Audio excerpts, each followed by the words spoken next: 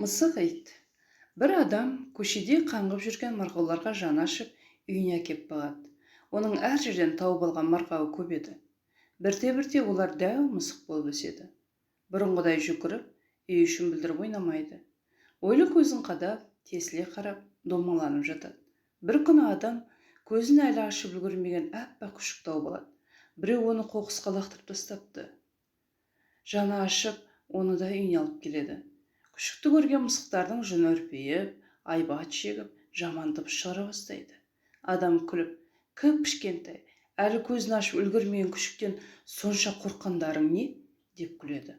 Сол кезде өз қылығына ұялған мысықтар күшікке жақын келіп қарайды. Әлі де қорқып тұр еді. Ал күшік болса, мәмездегендей ыңырсып, әр қуысқа тұмсығын тығып, қыңсылап жүрді. Сол сәт алыста отырған бір мысық жонын күдірейтіп келді де күшікті салып қалды. Анадай жерге ұшып түскен күшік қатты шаңқылдады. Сенің жасың үлкен ғой, ұрма, қолыңнан келсе бауырыңа тарт, деді адам мысыққа. Мысық көкшіл көзін қадап, күшіктен ешқандай қауіп төніп тұрмағанын білсе де, жағымсыз дауыс шығарып бір мияулап алды. Адам бұл күшікті бөле жармады. Мысықтар не жесе, күшік те соны жеді.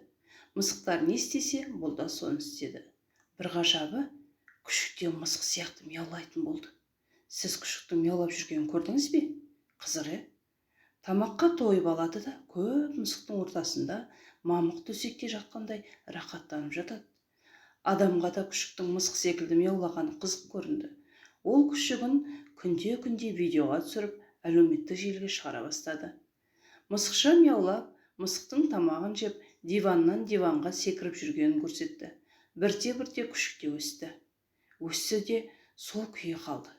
Көп қабатты үйдің подъездінен үрген иттің дауысын естісе, мысық секілді жонын күдірейтіп, айбат шегетін болды.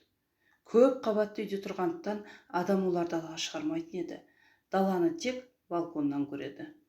Бір күні видеода мысық секілді мияулайтын итті көрген көп ит қатты ашуланды. Жиналып алып мысық итті іздеді. Тауып алып ит жүргіземіз деді. Бірақ қанша іздесе де мысық итті таба алмайды да, бірте-бірте ашулар тарқап кетеді. Ал әлеуметтік желіде көрермендер мысықша үретін итті көріп, қызық көріп, әртүрлі пікір жазып жатты. Сөйтіп мысық ит жұлдыз болып шыға келді. Жұрттар мысық итті көру үшін ақша ұсына бастайды. Адамның үйіне кіріп шыққан адам көбейе бастады. Сөйтіп, адам оңай ақша таба бастайды. Енді адам мысық итін ертіп, үлкен-үлкен цирктерге өнер көрсетеді. Итті ертіп апарып мияулатады да, көп ақша табады. Бұл рахат табыс болады. Бірте-бірте халықтың шақыруымен қаланы, елді, ауылды аралауға шығады. Бірде бір ауылдық ашық сахнада мияулап тұрған дәу итті көрген ауылдың төбеті өз көзіне өзі сенбейді. Ит пе, мысық па?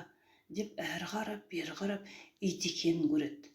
Ашу қысқан сондай, далада отырған көрермендердің үстінен бір-ақ қарғып, сахнаның ортасына топ ете түседі. Аспаннан түскен дәу төбетті көріп, иттің есі адамдардың арасынан қашып тығылады. Ашулы төбет өз секілді дәу итті ұшырып түсіреді. Алғашында мысық секілді жонын көтеріп пыс-пыстаған итке: «Ей, маубас, өзіңе бір қара, кімсің? Итсің бе, әлде мысықсың ба? Иттік намысың қайда?» деп үреді. Сол-ақ екен, иттің бойында белгісіз бір сезім оянып, арс ете қалады. Отырғандар ду-қол шапалақтайды, тоқтаусыз қосылады. Сол күннен кейін адам әлеуметтік желіге итінің үре бастағанын салады. Ит секілді үріп еді, ешкімге қызық болмай қалды. Көп ешкім көрмейді. Бұрынғыдай үйіне ешкім ағылып келмейді. Оңай табыс келіп тұрғанға үйренген адам бұған шыдай алмайды да итті қуып жібереді. Бүгінде сол ит қайда кетті екен? Ешкім білмейді. Мүмкін иттерге қосылып кеткен шығар.